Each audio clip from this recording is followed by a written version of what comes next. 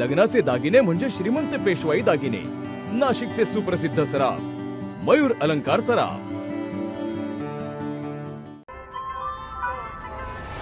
ताज्या बातम्यांसाठी नाशिक न्यूजच्या YouTube चॅनलला सबस्क्राईब करा आणि बेल आयकॉनला प्रेस करा.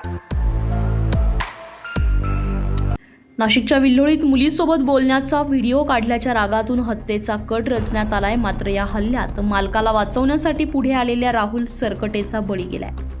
डोक्यात कोयत्यानं वार करून त्याला दुसऱ्या मजल्यावरून फेकून देण्यात आलंय. या प्रकरणातील तिघा मुख्य आरोपींना नाशिक ग्रामीण पोलिसांनी इगतपुरीतून जेरबंद केलाय.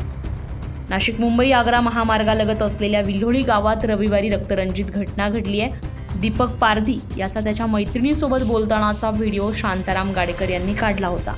याच व्हिडिओचा राग मनात धरून दीपकनं आपल्या दोन साथीदारांना अजय गांगुर्डे आणि वैभव मेंगाळ यांना बोलावून घेतल्याची माहिती आहे. यानंतर शांताराम गाडेकर यांना त्यांच्या घराकडे नेण्यात आलं. मात्र आपल्याला जीवे मारण्याचा कट असल्याचा संशय राहुल सरकटेला आला. राहुलने शांताराम यांना तू पळून जा, हे तुला मारणार आहेत असं सांगत त्यांना पळून जाण्यास सांगितलं. त्यानंतर राहुल स्वतःही त्यांच्या मागे धावला. मात्र हल्लेखोरांच्या तावडीत राहुल सरकटे सापडला. हल्लेखोरांनी राहुलच्या डोक्यात कोयत्यानं वार केला आणि त्यानंतर त्याला शांताराम गाडेकर यांच्या घराच्या दुसऱ्या मजल्यावरून खाली फेकून दिलं. या घटनेत राहुल सरकटेचा निर्घृण मृत्यू झालाय. विशेष म्हणजे मालकाचा जीव वाचवण्यासाठी पुढे गेलेल्या राहुलचाच या हल्ल्यात बळी गेलाय. घटनेनंतर तिन्ही आरोपी पसार झालेत. त्यामुळे परिसरात एकच खळबळ उडाली आणि भीतीचं वातावरण निर्माण झालंय. घटनेची माहिती मिळताच नाशिक ग्रामीण पोलिसांनी तपासाची चक्र वेगानं फिरवली. हल्लेखोरांच्या मागावर 3 स्वतंत्र पथकं रवाना करण्यात आली. पोलिसांनी तपास करत सोमवारी सायंकाळी इगतपुरी येथून अजय गांगुर्डे, वैभव मेंगाळ आणि दीपक पारधी या तिघांना जेरबंद केलं. या प्रकरणात अजय गांगुर्डे हा सराईत गुन्हेगार असल्याची माहिती पोलिसांनी दिली आहे. यापूर्वीही एका गंभीर गुन्ह्यात नाशिक ग्रामीण पोलिसांनी त्याला अटक केली होती. मात्र जामिनावर बाहेर आल्यानंतर पुन्हा त्याच्याकडून गंभीर गुन्हा घडल्याची माहिती समोर आली आहे. नाशिक तालुका हद्दीमध्ये विल्होळी गाव आहे. तिथे शांताराम गाडेकर याची लाकडाची वकार आहे. या गुन्ह्यामधला जो मयत आहे तो त्याच्या वकारीमध्ये कामाला होता. तर गुन्ह्यातील जो आरोपी आहे दीपक पारधी हा एक दिवशी त्याच्या मैत्रिणीसोबत बोलत असताना गाडेकरनी त्याची शूटिंग काढली आणि ती मुलगी गाडेकरच्या शेजारी राहत असल्यामुळे गाडेकरने त्याला वॉर्न केलं, त्या मुलीशी बोलू नको किंवा तिला नादाला लावू नको.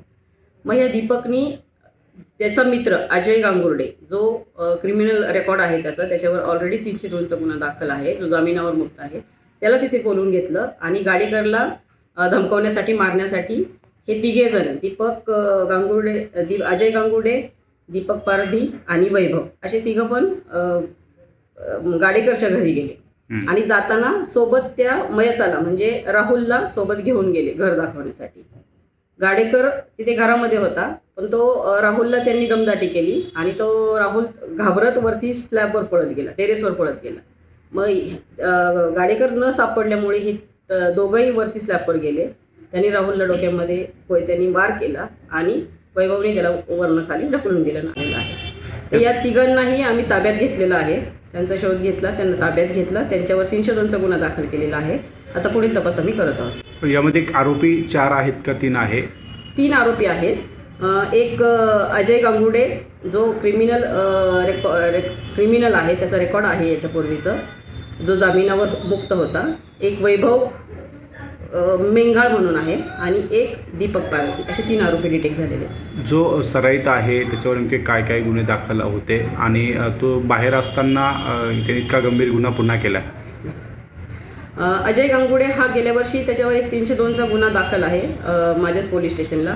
त्यामध्ये त्याला अटक करून आम्ही सेंट्रल जेलला जो 1 ते 1.5 महिना तो राहिला आणि त्याच्यानंतर जामिनावर तो सुटलेला होता. तो इथे राहत नव्हता, तो त्र्यंबकेश्वरला राहत होता. परंतु दीपकनी त्याला गाडेकरला समजूत घालण्यासाठी किंवा गाडेकरला बघण्यासाठी त्याला तिकडनं बोलून घेतलं होतं. अशामधून हा गुन्ह्याचा प्रकार घडलेला आहे. या घटनेनंतर गंभीर गुन्ह्यातील सराईत आरोपींकडून वारंवार अशा घटना घडत असल्यानं पोलिसांनी कठोर कारवाई करावी अशी अपेक्षा राहुलच्या कुटुंबियांकडून व्यक्त केली जाते. रात्री कामावरून 11 वाजता ड्युटीहून सुटलो. मला रात्री 11:30 पावणे 12 वाजता शांताराम गाडेकरचा फोन आला का बाबा तुझ्या भावाचा ॲक्सिडेंट झाला. तर मी बोललो कुठे झाला, तर मी येतो बघ. पण त्यांनी मला सांगितलं का आम्ही सिव्हिलला आहे. तर मी सिव्हिलला गेल्यानंतर मला तिथे कळालं का त्याचा ॲक्सिडेंट झालेला नाही, का त्याला मारलेलं आहे. आणि त्याच्यानंतर मला त्यांनी तिथे गेल्यानंतर मी बघितलं त्याची अवस्था, त्यांच्यावरती कोयत्याचे वार केलेले होते, वरतून फेकलेलं होतं आणि कोयत्याचे वार केलेले होते. आणि यांनी मला आधी फोन करून सांगितलं का फक्त त्याचा ॲक्सिडेंट झालेला आहे.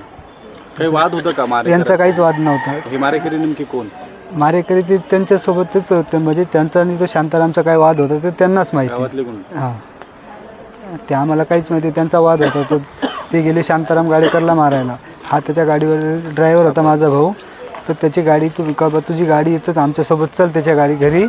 त्याला घरी उठवलं तर त्यांना कळलं का बा यांना मारणार आहे, तर त्यांनी त्याला सांगितलं काही शांताराम भाऊ तुला मारायला आले, तू पळ.